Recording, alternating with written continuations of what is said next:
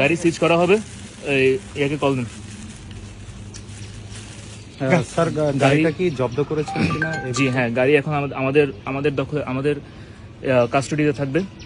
এই গাড়ি কোনো সঠিক লাইসেন্স নেই এবং এই গাড়ির চালক একজন 15 বছর বয়সী শিশু, যার দাবি সে তার পিতা সহ এই পিতার আইডি কার্ড দেখানোর মাধ্যমে রবিউল মোটরস নামে একটি সেকেন্ড হ্যান্ড বাইক শোরুম থেকে এই বাইকটি কিনেছে এবং সে গত 1 মাস যাবৎ এই ছেলেটি কোনো ধরনের লাইসেন্স ছাড়া এই মোটরসাইকেলটি ড্রাইভ করছে এবং প্রতিনিয়ত এখানে তার ব্যবসার যে চাকরি বা ব্যবসার জন্য মোটরসাইকেলটা এখানে ব্যবহার করছে।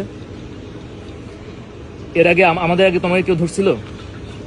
কেউ কাগজ চেক করছে?